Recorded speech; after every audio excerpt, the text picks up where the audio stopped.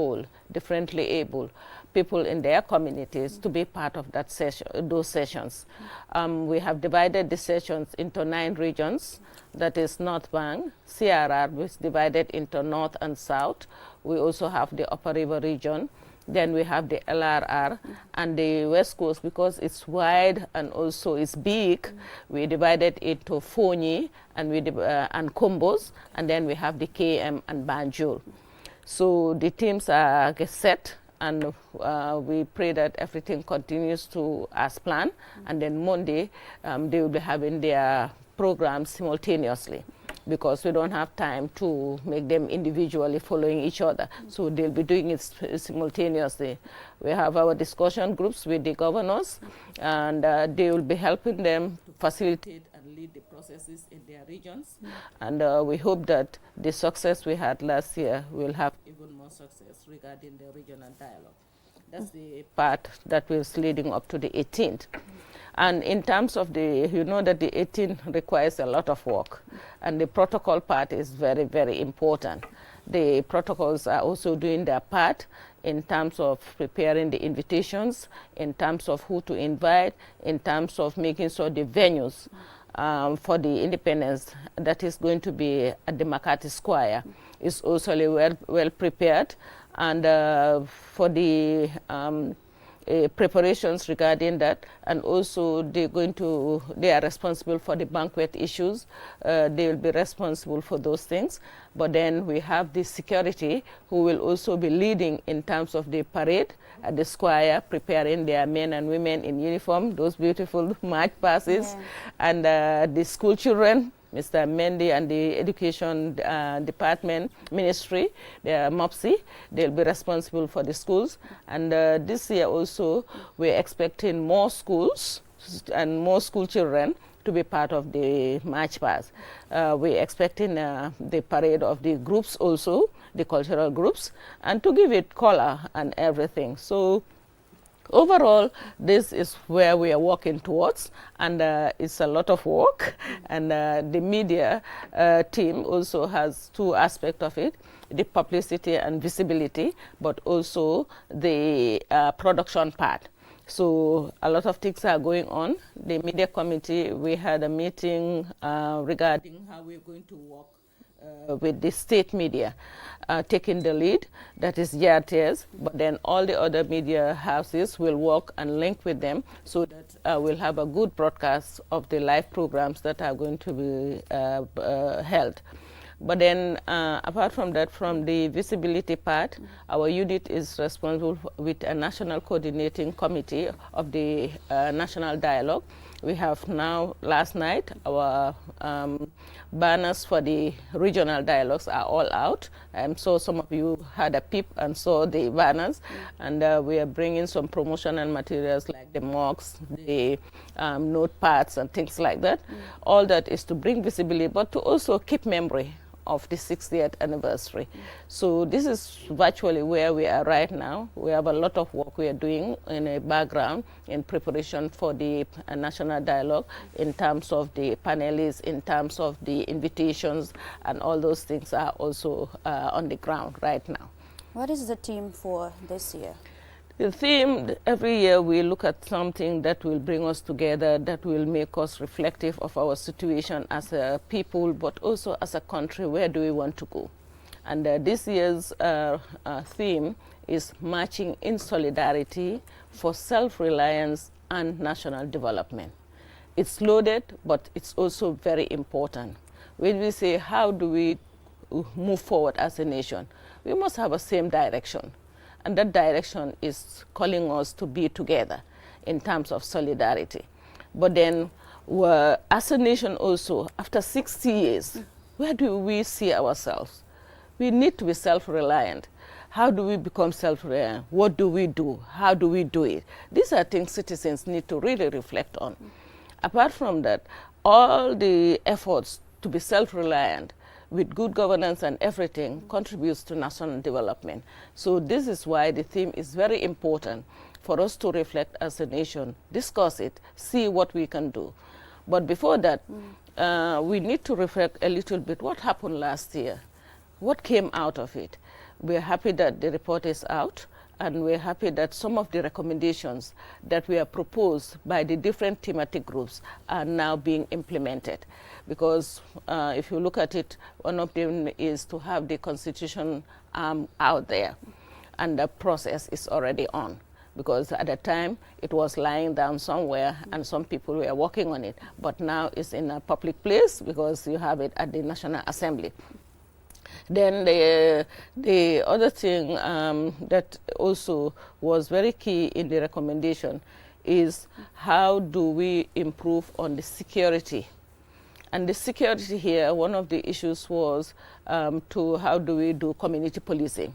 You know, those are processes. Those are not just like, okay, this is it and it happens. No, it calls for involvement of the people, the neighborhoods, the individuals. Everybody has a responsibility to ensure that we have community policing. It's not that you like have a stick and running around. We have seen what is happening recently with some serious crimes, killings, and taking people's property, unlawfully for that matter. And I think these are things that call for the importance of community policing. So these are some of the things that we have to reflect on, and the efforts being made to ensure that we monitor. The land issue was also recommended, and we've heard recently the Ministry of Land, they are working on a policy for the first time to have a land policy, according to the information which I received. And I think those are the steps we have seen, and those are the steps people were calling for to be pursued. And we are glad that they are working on those things. Uncle Tijan, this is a remarkable moment. It's a moment of reflection for the country, but also at individual level. You have been very, very key during Gambia's independence celebrations. I used to follow you online and see, your contribution as far as Gambia's independence is concerned, giving commentaries and all of that. How do you feel that Gambia is 60 years of, independence? Thank you, Julde, and of course, Ami, my very distinguished colleague, and Muru. It's my pleasure being here and just to share my modest knowledge on the history of independence. Of course, I always want to thank the people that taught me. Alaji Mansour Njai, who's no more with us, Alaji Lalo Samate, Alaji Hassan Njai, those greats from Radio Gambia when I was a cop journalist. And of course, my adopted father, Sol Njai, who basically taught me everything I know. Now, before I go into detail, I think I want to say we just lost one of the great men of our independence movement in Alaji Kalilu Singate, who was at Marlborough House representing the PPP. We still have Alaji Momodu Kadicham with us, who represented the United Party at those talks. Now, listening to Auntie Ame talking about the theme, it takes me back to February 17th, when Alaji Sadauda said at State House that the Gambia, though small, may not be able to offer a lot in material terms, but will be able to demonstrate to the world how a group of people with different ethnic origins and religious backgrounds can live together in peace and harmony, unquote. Now, this has been the foundation of our democracy. The Gambia under Sadauda was the bastion of peace, stability, democracy, respect for human and people's rights. And it is no coincidence that the Charter on Human Rights was ratified in the Gambia, and it also the headquarters of the Center for Human and People's Rights. Over time, we have come a long way, given that 60 years ago, we adopted the birth of an improbable nation. But Sadauda made a declaration then that independence was not the proverbial availability of milk and honey. And the Gambia does not only concern itself with its domestic affairs, but will play a role in the international community. And God knows we have done that. And I'm sure he's smiling from his grave.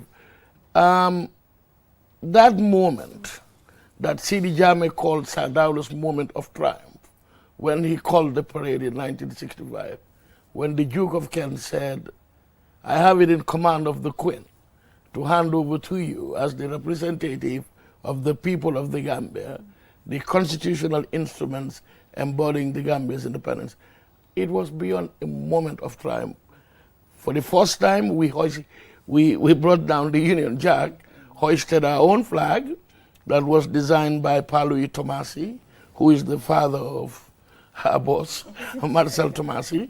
And it's sad that, you know, not too many people in Gambia today even know about that. You know, Auntie Ami will tell you, back in the day when Radio Gambia closed its broadcast at night, before the national anthem, a national pledge was read. And how many people know that we even have a national pledge? How many people know that René Potin designed our coat of arms, which is the symbol of power, you know, which the president is the custodian. And I think looking back, these are things that are of great relevance, and it is important that going into 60 years, we have to work to elevate these things. Because independence, those cynics that doubted us back then, and Sadao stood there in McCarthy Square and told them this is a country that's going to grow. We have come a long way. And if you look at the way our independence movement started, Auntie Ami talked about the media. There we go. We remember Edward Francis Small. He started the first newspapers in this country. And you talk about the Balagar incident, when he stood up to a white man. I think that is where our independence movement started. And this is why I always say, to me, Edward Francis Small is the father of our nation. And you remember when he went to Ghana and stood there and called on African countries to agitate for self-nationhood. And you look at his contribution to the political evolution of this country, winning the first elections against Sheikh Omar Faye, who alongside Abdou Wali Mbaye, Sajon Mahoney, who was the father of the Gambia's first female minister, Louise Antoinette Ndiaye, they served in the legislative chambers. And they represented us in the midst of colonial whites then, where decisions were made, you know, and we didn't participate until they came in. So sitting here today, 60 years later, and Auntie Ami talked about self-reliance. Sadauda, Tessito, that was our philosophy. You know, you go to, at the time, if you went to Kenya, they had theirs, you know, Nyerere had his, Ujama, but Gambia had Tessito. And Sadauda, again, it goes back to what he said. It is not the proverbial availability of milk and honey. We will have to face the political vicissitudes to enhance our political evolution. Some storms were going to be agitating and turbulent, but together as a nation, we weathered it. And God knows this country has come a long way. It has come a long way indeed. In that case, we will now go and have a look at short videos of the journey to Gambia's independence, and we'll be right back. The Gambia's journey to independence was peaceful, a testament to the resilience of its people and the persistent strengths of its inherited institutions. Ahead of the much-anticipated 60th anniversary, historian Hasum Sise shares his reflections on the remarkable transformation the nation has undergone from its early struggles, much of it's by the pen and not the sword, post-independence, to its current position as a young, vibrant, restored democracy. Gambia at 60 is a milestone if we look at the fact that really at independence, nobody gave us the chance to survive. Yeah, there was this mantra of the improbable nation, that economically we were too weak, politically too immature, and then even like, educationally too unattained to survive as an independent country. Few people, you had to be a clear optimist in those days to have faith in this country to survive as an independent sovereign state. Well, now 60 years down the line, not only are we one of the progressive states in Africa, but we have maintained peace, we have maintained stability, we have maintained a coherent a multi-party democratic system, you know, a free press, and of course, there is also a new generation of Gambians who are getting more and more educated. After attaining independence in 1965, the Gambia thrived as a young nation, serving as a source of inspiration to several African countries and even attaining republican status ahead of much larger African nations. Cisse, the director of the National Center for Arts and Culture NCAC, emphasized the strides the Gambia has made in key areas such as maintaining good ties with the outside world. It was achieved through several means. One, maintaining peace and stability. This is a resource that this country has had since 1965, and which has really brought us peace, progress, and respect. Peace and stability. Two, an open and democratic society. From independence to date, Gambians have chosen that way of life. Regular multi-party elections, newspapers, private, independent, private media, freedom of association.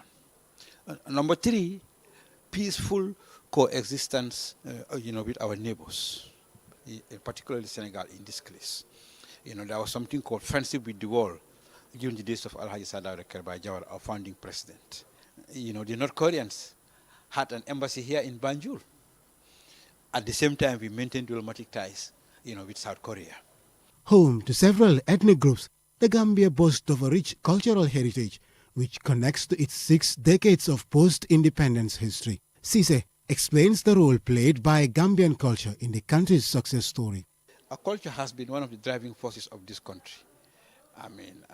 Culture in its various aspects, our heritage sites, our national museums, our archives, our performance arts, our participation in the 1972 Manding Conference, Lalo Keba Drame, Jali Nyamo Suso, Abdullah Samba, Mari Samuel Njai, Ifambundi, Super Eagles, Land Repeaters, Ibu Diba, Tijan Sala.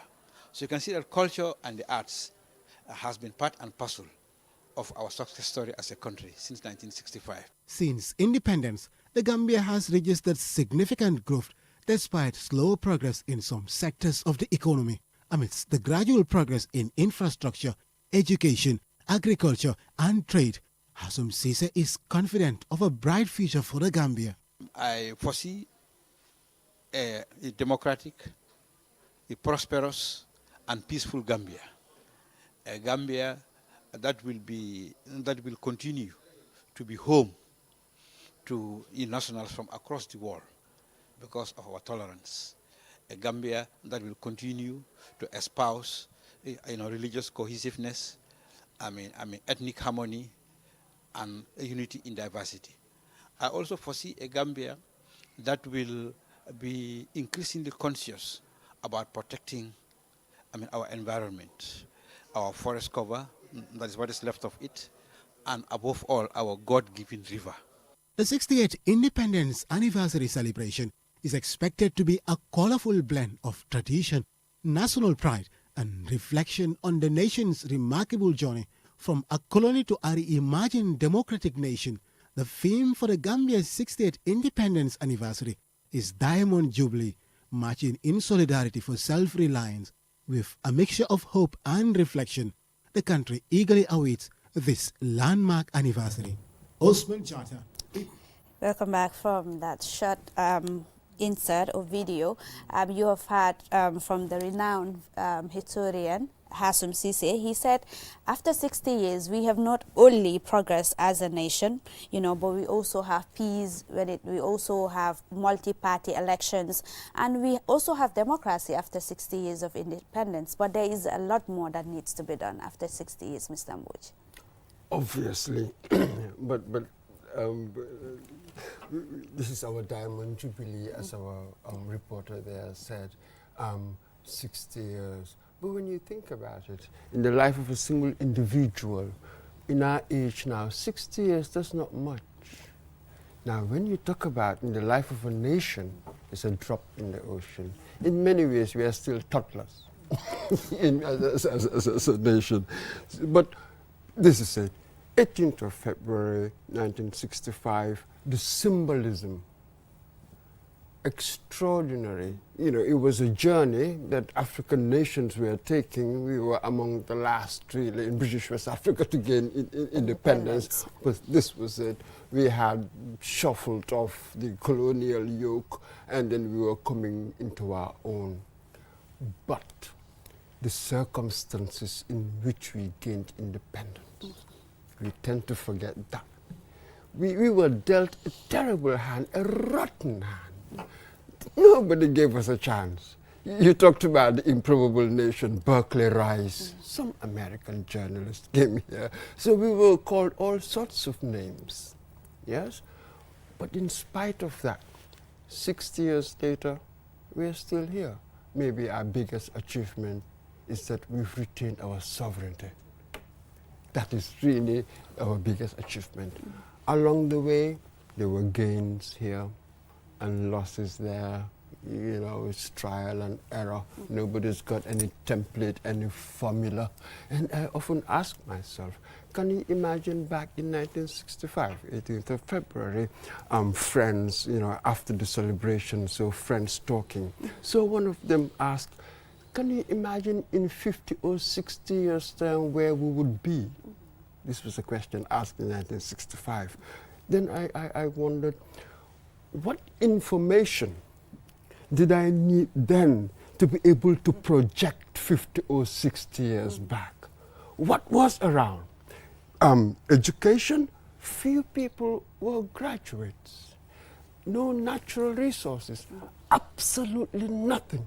So if I were to project then 50 or 60 years, what should one expect then? Realistically, forget the fantasies and the euphoria and all of that. Realistically, I really do not know. You see, what I'm trying to do here, we tend to be so disappointed now with things. But I'm like, what am I basing my disappointment on? What was the expectation? You know what I mean? Based on what? So it's good for us perhaps to look at our journey as maybe necessary phases in a process. No need to get cynical. We haven't botched it. We haven't botched independence.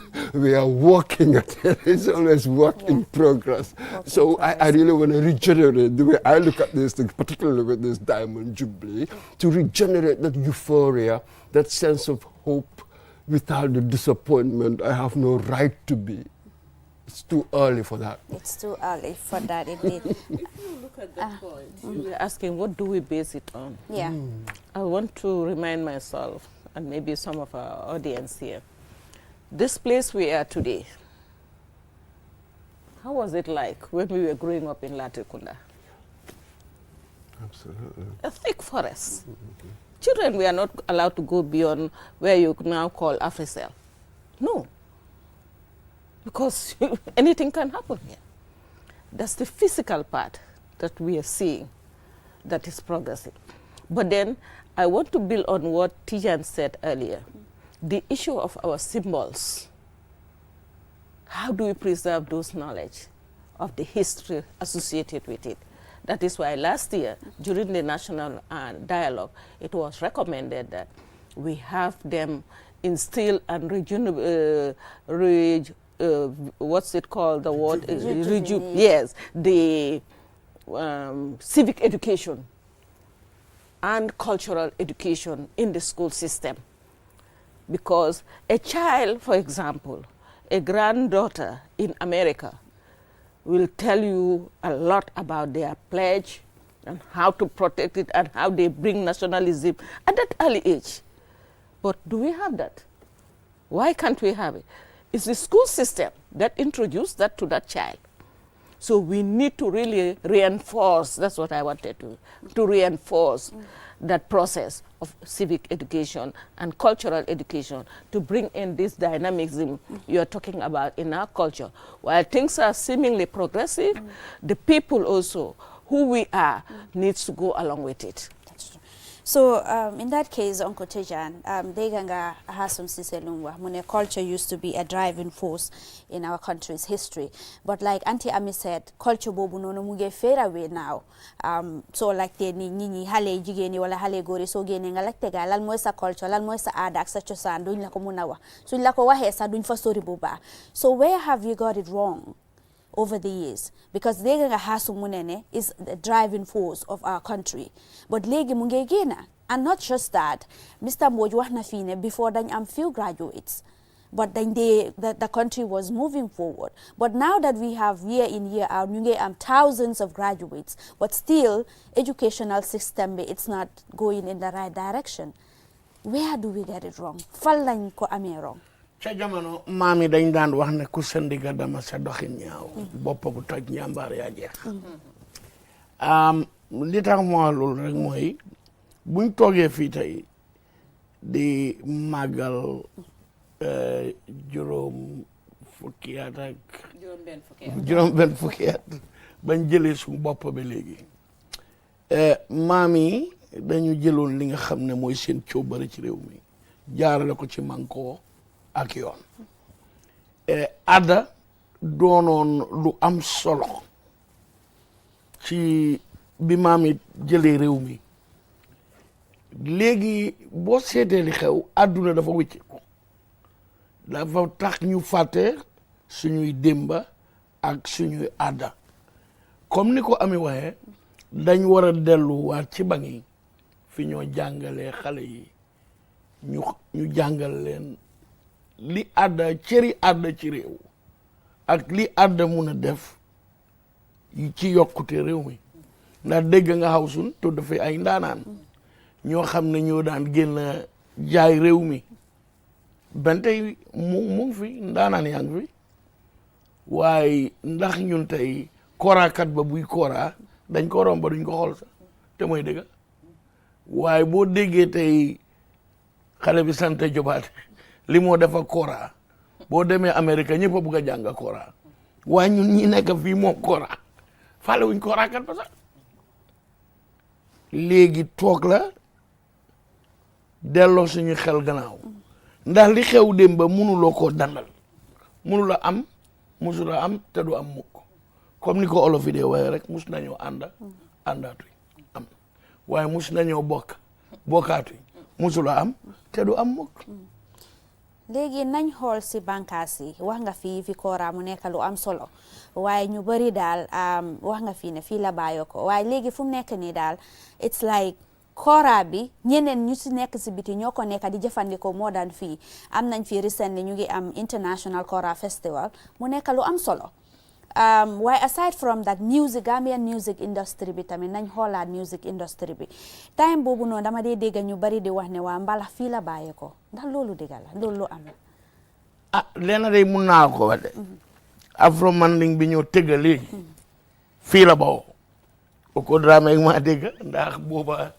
mooy manager Fam Bondi ñoo ko njëkk a tëgga Super Eagles ndeysaan ñoom dem si yàlla Usu Njaay Pa Touré Malando Gassama Senami Télo ñu bare anteemi waaye liñ war a laaj suñu bopp mooy lan moo xew ak naka la xewee dañ bàyyanda ko ci aada bi ndaanaan yi ma yaa ngi fi ñoom Alaaji Mbay Caw yal na ko fi yàlla yàggal ndax ca jamono buñ ne Gambia National Troupe fuñ tegee ñëpp jóg ñoom Efri Mbay ñoom Binta Ñang ñoom Mati Buso ndaanaan yaa ngoog mu ngi fi woon waaye dafa dem bon nag dekkali cosaan dafa war ndax cosaan moo àndaa aada ñoo bokk bon ñun luy suñu coobare mooy ñun ñëpp ñu jóg jàppale suñuy morom ne lii lañ war a def ndax suñu aada mënuñu koo faate moo ñoo wax ñun joykat seen Anta Diop bind na ko moo doon waaw aada dafa am solo ci réew fokk rek ñu jóg booloo man ko jël li nga xam ne moo newoon démba indiwaat ko mu bokk ci doxini réew mi léegi in terms of the foofu dafa am solo am na lu mu laaj mu ne lan moo waral ba ñu fàtte yii nii waaw suma gis-gis jànga bokk na ci bunti xibaar bokk na ci parce que yaa ngi gis ne ñun ñi jànga ñun ñooy rotal li nga xam ne mooy aada bi fonkaatuñ ko seetlu leen loolu ñaareel ba li tax ma ne bunti xibaar télé am na nit ñaa ngi gis yeneen réew ñu ngi gis ni ñoo doxalee ñu ñee leen because ñeenee lañ ñu bàyyi ñoon biñ am mu ngi contribute to that so mu ngi mel ni affaire bi yombut noonu comme nga ne lii moo tax rek mu xew déedéet dafa am yu bari yu ci bokka tukki ma tukki ànd ak suma umba ma dem fekk ne duñ jëfandikoo umba wulis la ñuy jëfandikoo onda sax so dafa am yu bari lu tax wécceeku dee am pour man wécceeku aayut waaye li nga am mun nga ko wécci mu gën a rafet waaye bu ko saani foog naa foofu dañ ko war a seetaat bu baax a baax te loolu ñun ñëpp ñoo ko war a def suñ awee suñ xew yi léegi lan lañ dee def du suñ seet yi wardrobe lañ leen dee defal tubaab yi seen ni ñoo defee seen réception léegi waaye maa ngi gis benn génération buy jóg ñu ngee delluwaat gis nañ ne suñ solini aada yi ceet yi si taar bi mu am ñu ngi koo nawlu ñu ngi koo jéem a yëkkatiwaat soo seetloo Facebook bi young bride si léegi ñu ngee wone seen traditional bridal outfits yi loolu yaakaar la ñu jox waaye nañ seetaat ñun ñi nga xam ne ñooy jànga ñi nga xam ne ñooy dem di tukki di ñëw naka la ñoo wéccee li nga xam ne moom lañ am wax nga si wàllu media bi yu am solo Mr Mbodj waaw lu interesting la dañoo wax ni ni jànga si dañ tombé world boo xam ne ñu ngi am sort of contemporary ideas of naka la society war a ñëw so all local cultures ñu ngi am pour deal with a globalizing trend moo tax am na ñu dee wax ne really technology more they drive culture so all cultures are having to adapt so man gisuma ne dañ necessarily buy lana nekk in the past in culture and all of that there it's just ne modernity mu ngi koo absorb now what is important is naka lay educate my people it's all in education mention nañ ko fi naka lay educate suma people in suñ culture soo gisee ñu fàtte yëpp suñ history lañ learned much we are not really learning our history waaye nag dama need historical sense pour ma am a proper perspective on concepts on ideas and naka lañ evolve and all of that so with me lanay contemporary Gambia fan lañ agsi lan lañ am wrong so much sa continent bi yëpp la really politically foofu lañ focus on for a very long time solidarity democracy and all of that it appears that the economic model moo fail economic model. Lee Kuan Yew said it. African leaders, be the Nyereres or Kawundas and all of that, we managed to dismantle, dislodge the old order, but it's been quite difficult building a new order. Already, after independence, we were given independence, but again, we were pitched in such a way. The international system, oh my God, mungi trample on you, mungi am the jackboot on your neck, as it were. It was always going to be difficult. But we had our own internal issues, internal disharmony, a dynamic, it was kind of dysfunctional to what we needed to create. So the euphoria, they forgot just let the colonialists leave, then we could do things. And the hope, the optimism, gradually, reality, we became disappointed. From enchantment, the enchantment of independence, to disenchantment. So this is really where we must return. Calm down. You had a difficult problem, really, in the first place. You just didn't recognize it. And say, where did you go wrong? how can you rectify the youth now? We're talking about the youth bulge. What is your political purpose? How do you see your historical moment? Manmatijan, we went to school. Hamanatijan back then. Where independence limit on, there was some hope still. There was something that we felt that we could do. I'm not sure, am I getting it now? Everybody seemed to be interested in outside. Maybe the phones, we didn't have these phones to distract us. So it's quite complex. How do we analyze today and guide the youth to what would be, what should be our historical purpose today for tomorrow, given what we've learned in 60 years? In 60 years. Lolo mu am solo. Mbuch mu ngi raise lu important. The economic part of it. Part of it.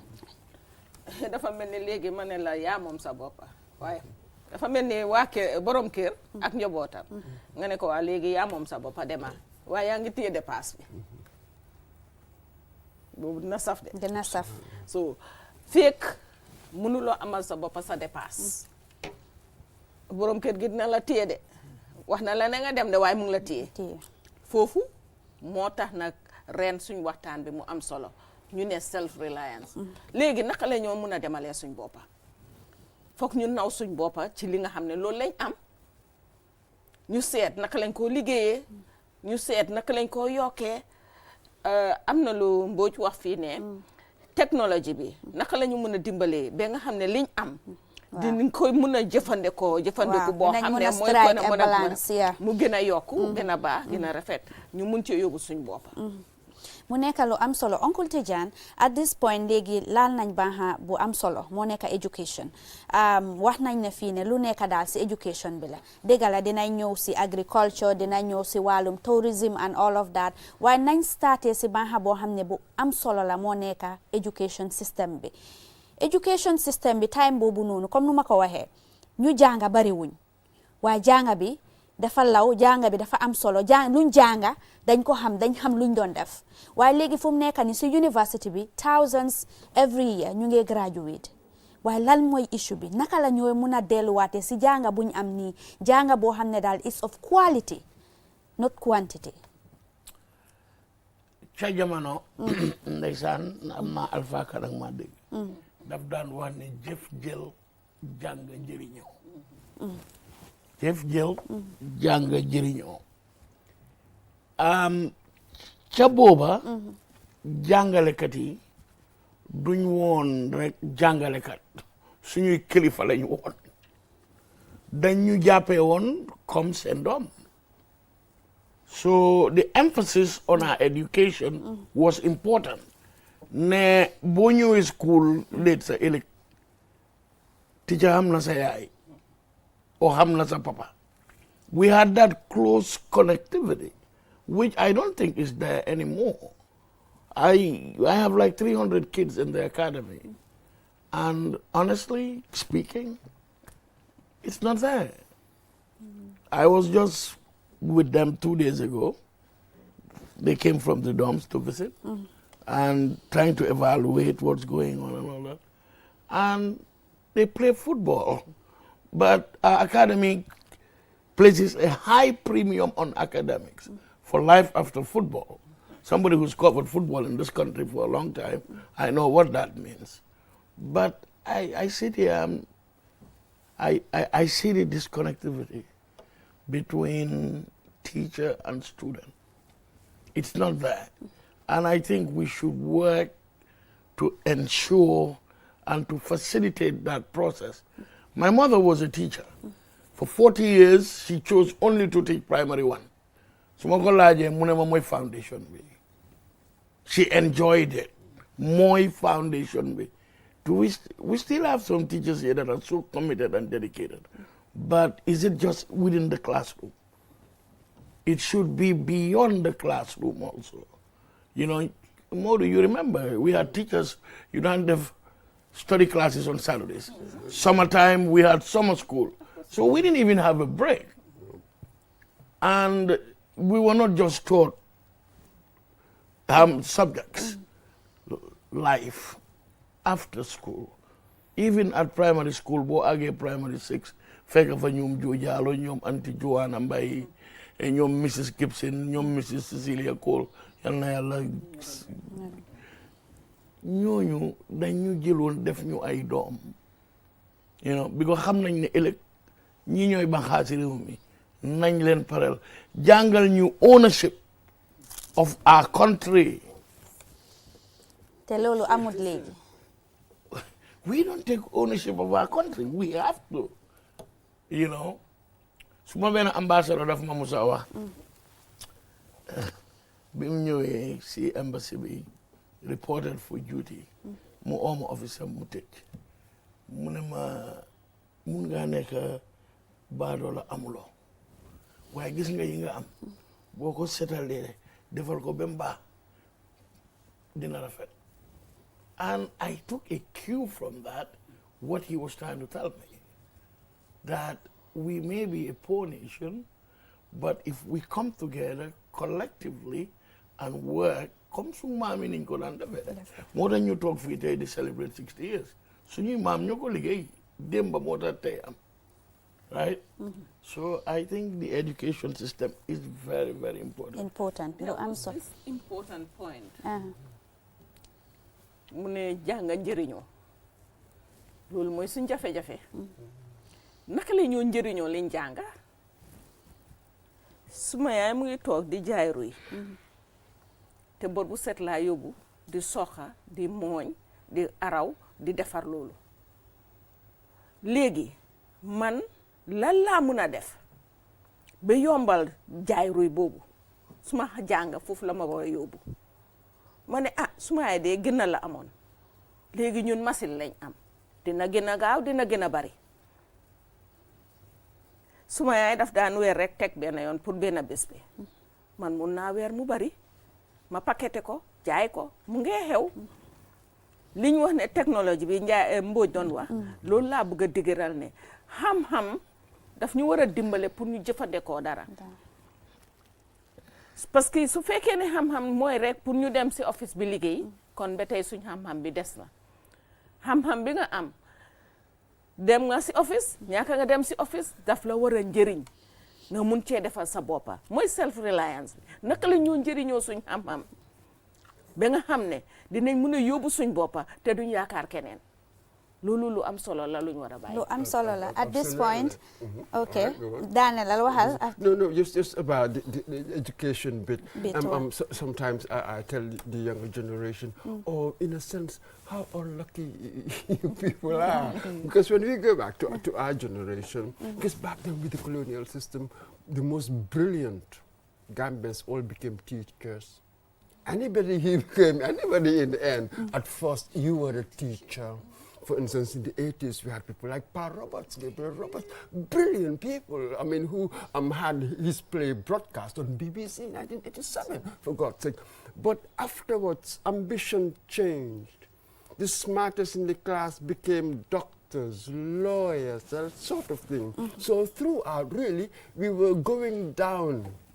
Gradually, we were plummeting, and at a certain point, we were in a certain political situation where most people ran away. So afterwards, education or being a teacher stopped being a vocation, became simply a job. So gradually, one could see, one could chart, everything going down the drain, really. So how do you revive it? How do you come up with a package, perhaps, that would attract top brains into education? That's what you want, people who will look at it as a vocation. I think maybe that's the challenge, how to attract top brains. What package can we have? Attract top brains. Lolo mu nekk point bu am solo. Dañoo take a short video documentary about cultural and ecological importance of the River Gambia. Ñu ngi waxtaane education, ñu ngi waxtaane culture. Let's take a look at River Gambia. The Gambia River is undoubtedly the country's most important natural asset, which contributed significantly to the Gambia's path to independence. As a natural boundary dividing the country into two halves, North and South Bank respectively, the Gambia River's history includes its usage as a key trade route and its role in the transatlantic slave trade, a dark chapter in the Gambia's history. Historian Hassoum Ceesay emphasized the need to protect and preserve the Gambia River as a national asset. The River Gambia was everything to us. I mean, it means everything. You know, communication, you know, cultivation. I mean, the River Gambia as heritage. You know, the River Gambia as navigation. You know, linking us, you know, to the world. You see, I mean, if you consider it was the River Gambia that put the Gambia into the global village. You know, through exploration.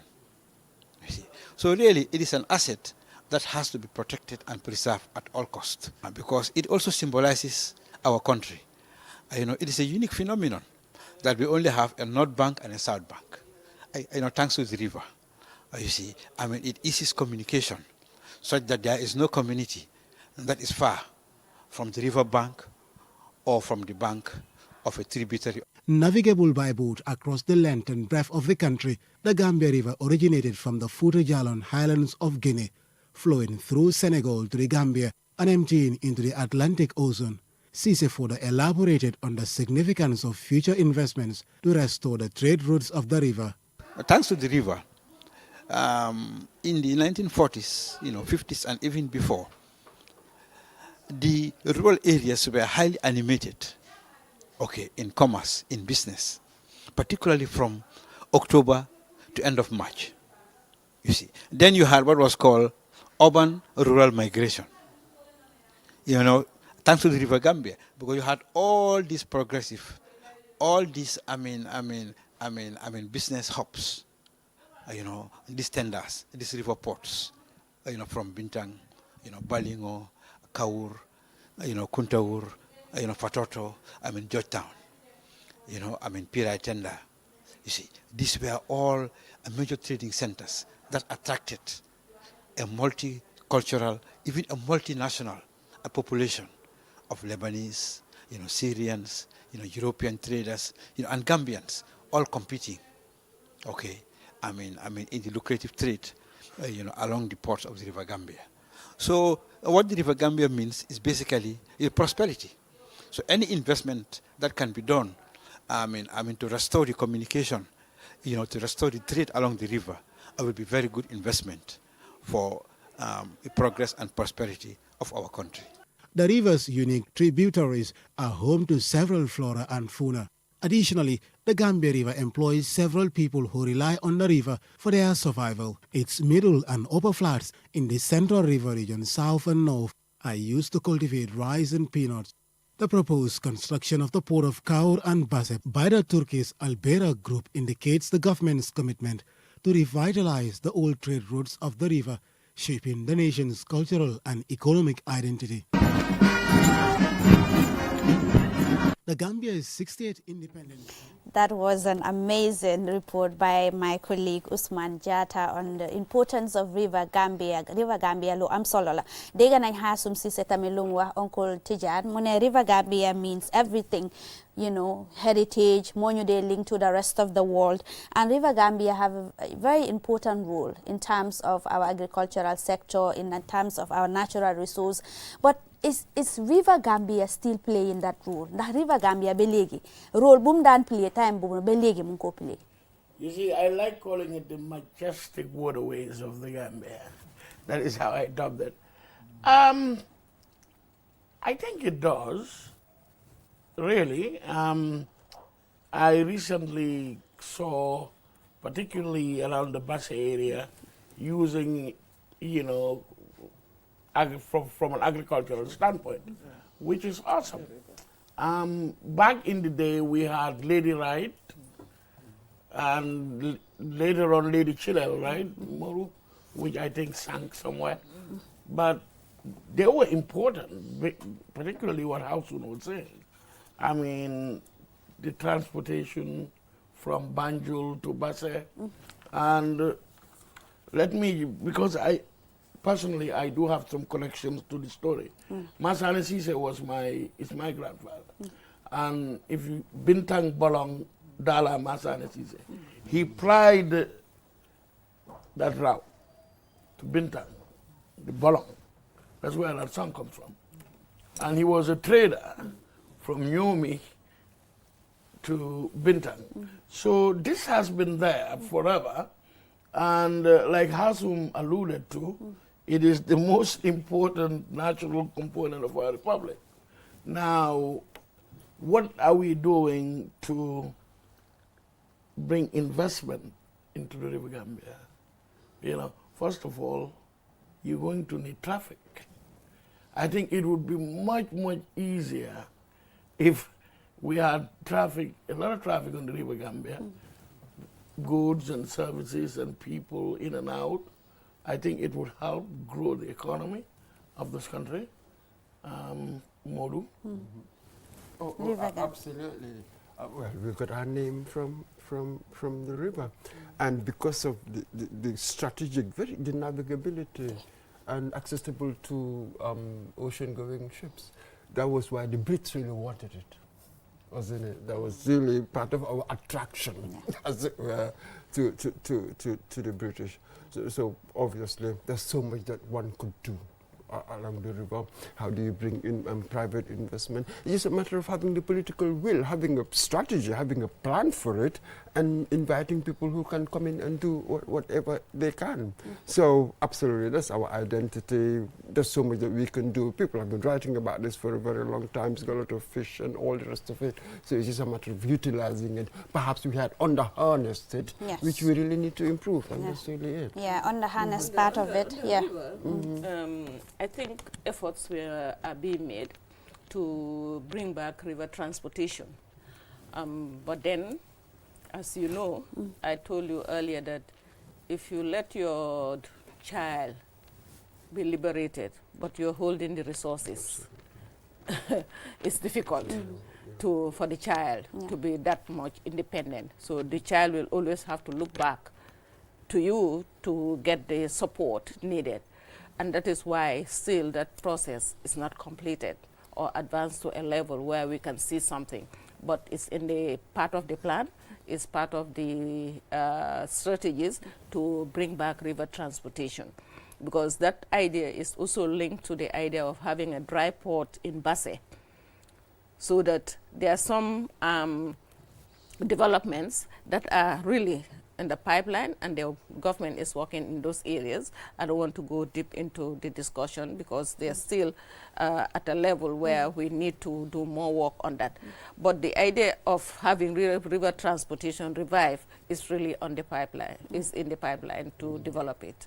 Mu nekk lu am solo fu mu nekk nii rek dañoo dem si bànqaas bu am solo moo nekk agriculture.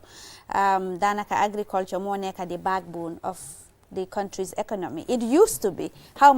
Whether that is still the case, agriculture, because gis nañ ne diaspora bi as well, they've been contributing a lot of money, you know, on a yearly basis towards Gambia's GDP. Agricultural sector bi time boobu noonu Uncle Masane dama daan read ne dañ dee export a lot of things, jën bu lakka, you know, groundnuts and all of that dañ ko daan export. Waaye léegi gis naa ne loolu noonu mu ngi limité dafa ndaw torop luñ dee export si loolu foguma sax ndax jën bu lakka wala jën sax dañ ko dee mun a export léegi outside. Oh yeah, dañ dee export comme time boobu luñ ko daan defee. I think the exportation of fish, particularly in the U.S., coming into the U.S., is bigger today than ever.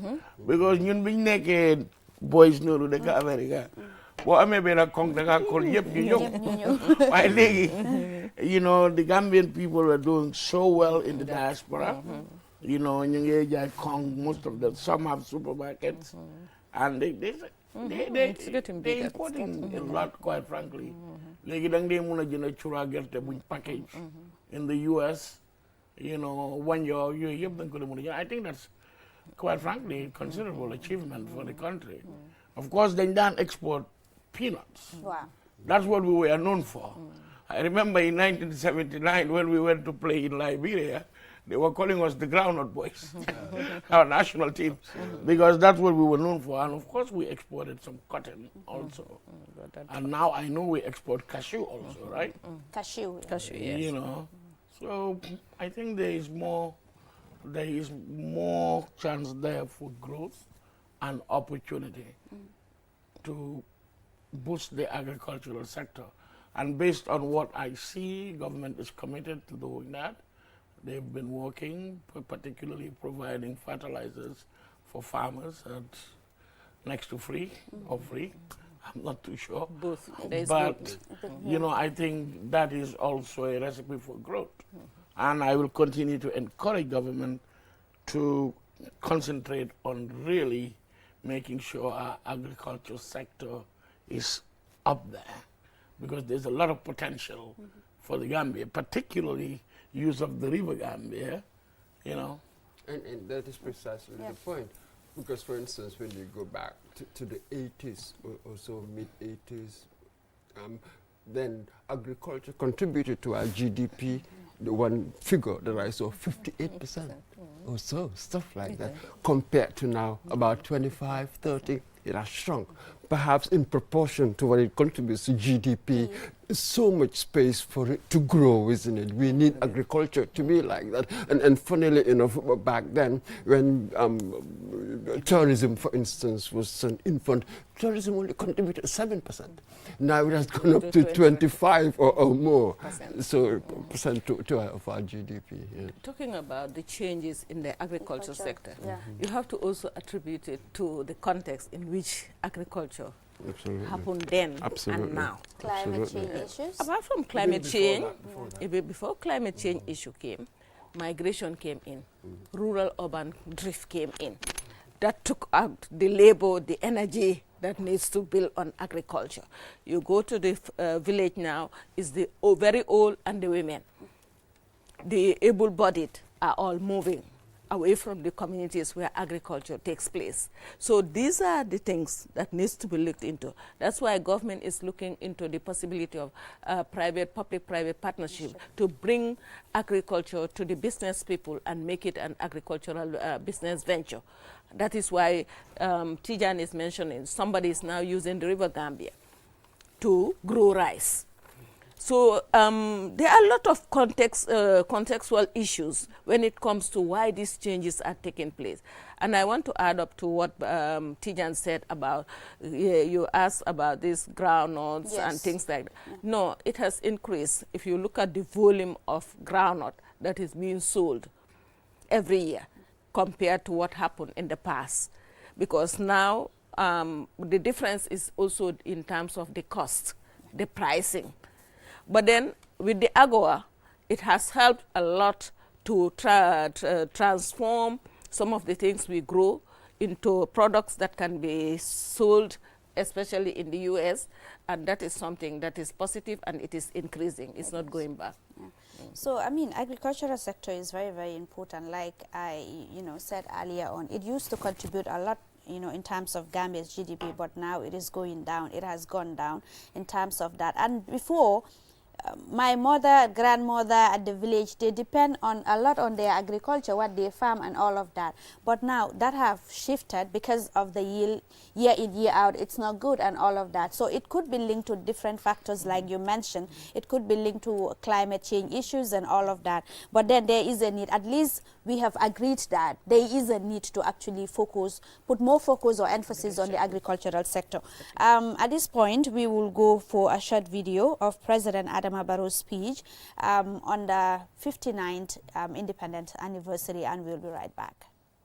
Proudly and closely bound as a nation, we have come together once again, as we do every year, to commemorate our beloved country's attainment of political independence on 18 February 1965. Ever since, particularly from 2017 to date, we have come a long way as a nation, defying all odds to make remarkable achievements in the process of national development. In fact, the successes we registered since I assumed office as president 7 years ago are spectacularly phenomenal, tangible and undeniable. Our socio-economic achievements, especially in infrastructure development, are physically visible cutting across all sectors, regions, communities, and demographic characteristics. The coronavirus pandemic, climate change, and other global crises, severe as they may be, have not deterred us from marching forward.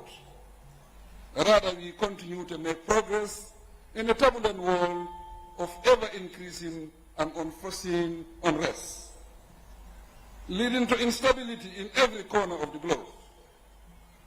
These notwithstanding, we must continually seek solutions to all possible challenges ever before they emerge. In light of the upheavals, fears and threats within the sub-region and beyond, we must endeavor to educate our people and inspire them to remain steadfast in safeguarding the nation, contributing to its progress, and helping to secure the peace and stability we so lovingly enjoy as Gambians. For this reason, it is necessary to ask searchingly, how can we preserve the nation as a people? That's a snippet of His Excellency President Adama Barrow's speech during the 59th Independence Anniversary. And we have heard him talk about the achievements that his government registered. You know, key among them is the issue of infrastructure. You know, roads, constructions here and there from Karton to Koino. We've seen a lot of projects as far as, you know, infrastructure is concerned. You know, the issue of climate change is here, the issue of coronavirus was here, and of course, but he is saying that despite all of that, that has not deterred his government from moving forward and also achieving the most needed or the much needed ambition or goals or the work that he pledged to actually do for the people of the Gambia. Uncle Masane, what do you make of President Adama Barrow's statement? Well, I would think that the president's speeches are relatively the same every year. Yeah. If you go back as far back as Sadauda, they will talk about, of course, their achievements and take stock of, you know, what has happened in the past and also where we came from as a nation all the way from 1965. Yeah. If I go back to Sadauda's 1965 speech, he talked about our country not just concerning ourselves with our domestic affairs, which you rightly alluded to, talking about our relationship with Senegal and other countries around the world. We will probably hear a speech as close as this one on the 18th of February. This is a standard operating procedures. Of course, the director of press is here. She knows what I'm talking about. But I think this is what the president will talk about. The things that he has done as head of state. And this was the mandate that the Gambian people gave him. And these are the expectations. And he wants to come out there and tell them, I am delivering what you wanted, sort of the things that you wanted me to. I think he's going to come back and talk about unifying the country, because independence, everybody is a Gambian. That is one day that we put our political differences aside and be a Gambian. I think he will talk about that. He alluded to that in his speech. Of course, the coronavirus, of course, was a defect for the whole world. And it took resilience, really, and guts and determination to come out of it. And I think as a people, as a nation, as a government, I think we need to complement the efforts that were made to make sure there's sustainability and growth of our economy. May I just come in here? Absolutely, and some of us, when you look at development or growth of a nation, of a country, particularly a place like the Gambia, we're just so vulnerable to so much. Let's go back to maybe early Jawara, after 65. The first decade or so, our economy was growing, really. We were recording growth regularly. And then what happened? You had the 1973 oil crisis, the Sahelian drought afterwards came in, the prices of peanuts declined. So we are just so vulnerable to external shocks. So you understand the government will try to implement its policies and hopefully will get the right outcomes, but yet even the best of policies, given the right conditions of implementation, wouldn't give you the 100% outcome you want. You'll be lucky if you get 60% of whatever you really set out to do. So we are always vulnerable. What we can boast about today, tomorrow can mean nothing because of other things have happened. So we need to take the context, understand our political, economic context in which we are growing, we are developing as a nation. So this is it. Of course, the president will always drum up the achievements. That's a politician. This is what they do. But we must also be conscious of the wider context. How do we judge what he says? What do we see? What are the vulnerabilities? You know, that sort of thing. What do you mean? Talking about the wider... I will disagree with you. I will disagree with you. That's my job. That's not my job. The wider context that you alluded to, not everyone is going to agree to what the president says. Of course. And that is the beauty of a democracy. Exactly. I would agree with you on that point, but not with his point. Because the thing is, I agree with you. Nothing is 100%. And it will never be 100%. And that is why we have continuity of the state. Because state is a continuity, because it's a never-ending endeavor. Yeah. We agree on that point. But then we also have to trump up, as you said, but then it's a real trumping. It's real. Because if you look at it, I know people are saying, why are we always focusing on infrastructure? I believe in it. You know why? If you have been in rural Gambia before the developments we had there, you will know why we are always proud of this infrastructural development. Because it relates to health, access to health facilities. It relates to access to educational facilities. It relates to markets for the products that are being produced in the agricultural sector. So road infrastructure and ease of communication is critical. Even if you look at the telecommunication, if you go to some parts of the country, you don't have networks. So if you don't have infrastructure, whether it's telecommunication infrastructure, road infrastructure, infrastructure for energy. Look at electricity. You cannot move on with development without this. So that is why President Barrow's government is putting emphasis on infrastructural development, whether it's energy infrastructure, health, even the health infrastructure. Look at what is happening right now and the efforts that are being made to ensure that we learn from the lessons of the coronavirus. That pandemic has created a lot of reflection. The emergency situations we could have dealt with, which we couldn't deal with in the way we wanted it, what happened? We learn a lesson. And that is why the development in the health sector is taking that into consideration. You look at the issue of agriculture. During the coronavirus, some countries decided that they are not going to export their rice because they don't know how long it will take. But so that also leads government to look at the issue of the health sector. Yeah, but the critics of Barrow's administration are saying that the issue of the health sector, you mentioned the issue of infrastructure, and Barrow's, the critics of his government are saying that of course, he is building hospitals and health centers here and there. But what they are claiming is the fact that there are no enough medicines at the hospitals. No, I think that is wrong information that is being peddled out there. Because when you say there are no medicines, that's really an overstatement. What we have understood from the supply chain, if you have the drugs in the pharmacy and you did not take your supply on time, that can create a problem in the hospital.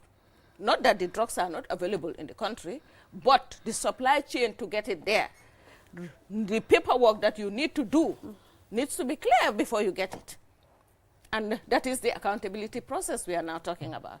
You may say that there are maybe some specific drugs that are not available, which we will agree with you. But the everyday drugs that we will need are there and are they available in the country. According to the records I understood from the Ministry of Health, the challenge is now at the health facility level, are you demanding your drug supply on time and using the right process to get it? These are certain administrative things and logistics that needs to be reviewed when it comes to drugs availability. Yes. So at this point now is where we are. We already agreed that there are problems. Of course, we have progressed as a nation, but there are problems in terms of the health sector, agriculture, education sector, and all of that. How do we encourage or promote a sense of nationalism among the young people? That's the point. Tijan. Again, it goes back to taking ownership of our nation and seeing that last line there of our national anthem, we pledge our firm allegiance to remain ever true to our nation. Have we? You just touched on the health sector. And I'm going to sit here and say, yesterday I saw a video on social media where the lights went off at the hospital. That should not happen. Exactly. There's no excuse for that. What happened if somebody was in surgery? You die. And this is where we come to responsibility. How committed are we to what we are doing? How committed are we to our nation? Look at the words in our national anthem, all the way down, line by line, and see what it means. And are we living it? And what was Virginia Howe, the author of the national anthem, what was she thinking when she wrote that script and gave it to her husband to put it into music? Are we living it today? Are we concerned about our nation? Are we even concerned about one another? Growing up, he'll tell you, we loved each other like crazy. I don't see that anymore. And it baffles me. You know, my good friend, my adopted dad, Alhaji Njai Biri, the late Alhaji Njai Biri, he used to make a joke. He said, Tijan, fu ñu dem rek daf day dugal kudu si posam. Suñu agé buñ tégué léga rek mu né assalamu alaykum.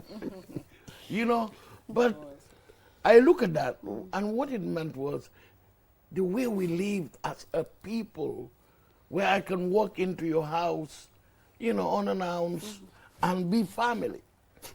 So does that boil back to Ada that we are losing? Maybe. Are we together like we used to be? You look at my generation, we are still connected. You know, I can see him and we can talk about the rivalries, Gambia High School, St. Augustine. We still have those rivalries, even though we are away. But can we go back to that? We must be a united people. Huh? Texa texa yi ñu génné ko. Te xam ne réew mi ñun ñëpp ko moom ñoo ko bokk. Te it's going to take all of us.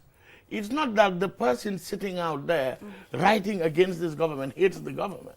No, he loves this country.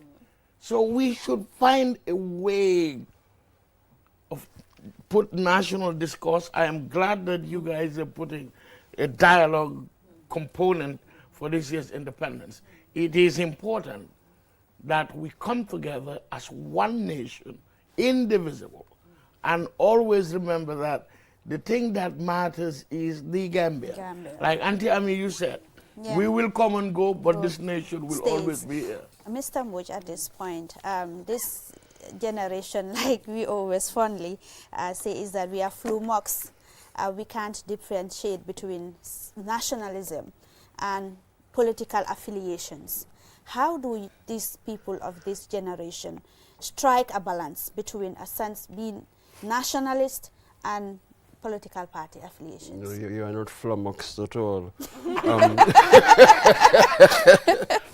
You don't have to have that. I call it an artificial binary. It doesn't work like that, really, does it? Hey, look, it's been 60 years. What have we learned? I think we sort of have certain clues. The winners of the Nobel Prize for Economics last year, the Turkish Acemoglu and 2 other Americans, their study was, why is it that some nations fail and others succeed? That was really addressing our issues. One thing they said was institutions, societal institutions. Let us go back to our institutions. If the younger generation, if you're going to have any sort of political purpose at all, is going to be to build solid, efficient institutions. With that, your policies will have a chance of giving you the right outcome. The money you put in there wouldn't be wasted. This is the key. I don't need to, when I need a government service, a license of some sort, I don't need to bribe anybody. I don't need a middleman, you need to know somebody there. I just want to go and queue. When I queue, and the system will deal with me efficiently. Unless we get that, it is not going to work. As an head of an institution, if a government apparatchik calls me and says, hey, China, you should do this or that, you know how patronage works, I will say no. According to my terms of reference, I shouldn't do that. I will resign. Unless as citizens, I'll be given an institution and I have the ability and the integrity to run it well, yes, without political favor. Everything are dreams, they will never come to any fruition. To my mind, this is what I was saying, building institutions. You am a sense of patriotism and nationalism. Li balen na mboj mu ngi wax dara ci angale lolu moy wax ji gis nga rew do mëna wax ne doomi rew la te fonk lo rew mi fokk nga ñëk fonk sa rew nga fulal ko faydal ko suñ la joxé liggéey yow liggéey bobu len dañ la ko jox ne julde togal ci liggéey bi pour doomi rew mi ak képp koo xam ne dafa ñëw am soxla ci réew mi di war a jaar ci yow lañ ko santa yow la ko réew mi yëpp sas moo tax ñu jël la taaj la ci place boobu leen kon su fekkee ne dañ war a jël place boobu pour doxal ko dañoo njëkk a seet suñ boppa man de kan lay liggéeyal man maa ngi liggéeyal réewi Gambia liggéeyaluma fa ki nga xam ne mooy président bi fa toog liggéeyaluma ko ministre bi maa ngi faa liggéey pour réewi Gambia li nga ñu war a xam mooy ne kon ka réewi Gambia ñoo ma sant pour ne si suñu doxalini réew de am na place bu ñoo tuddee place sangam te nit moo fa war a toog kuy doomi Gambia pour war koo liggéey kon yow lañ sas loolu soo fa jubee yaa ngay jubal réew mi foo fa juba dee yaa ngay juba di réew mi su ñëwee soxla ndox mi nga leneen waa joxaale ma dara ma jox la soog la koo jox yow yaay ki nga xam ne yaay isi corruption si biir réew mi soo ma ne ma isil do jox ma dara pour jox ma jox la butéeli ndox mi ma ne la maa lanka duma ko def borom du dem wax ni ñi ne dama ko doon dukku moo tax mu ne duma ko jox parce que xam na ne dukku ko dafa warut corruption bi ñoo wax man moo tax du may d'accord nit ñi si waxi corruption bi ñun si suñ boppaleñ ñun ñooy ñëw di ko joxe ñun ñooy ñëw di ko jël kon ñun suñ wéccee suñ jikko si bunti liggéey kaay yi fu mun di nekk fuñ la santa liggéey yow taxawal si liggéey boobu ba mu set di nga gis ne ëllëg si biir réew mi dina gaaw su doon nit la dina waaxu Thank you very much, Auntie Ami, for that. I really want to touch on that. It's time, Uncle Masane. But like I mentioned at the beginning, we have series of programs and activities about the 60th independence anniversary. So we will be having stories, we will be interviewing individuals, we will be having panel discussions on Gambia's independence, all geared towards ensuring that we are on the right track as a country. Like Auntie Ami, Mr. Mboj and Mr. Cisse mentioned, this is not about the president, it's not about a political party, it's the Gambia. How do we promote a sense of nationhood? How do we ensure that we see the Gambia first before anything else? So thank you very much, viewers. Mr. Mboj, thank you very much for being a wonderful co-host. I would use an amazing co-host. Thank you very much, Auntie Ami. Thank you so much, Mr. Cisse, for joining me on this discussion. This was the first edition of this very, very important segment. Till we come your way next time for another interesting edition. This is Gambia at 60. Bye-bye from me.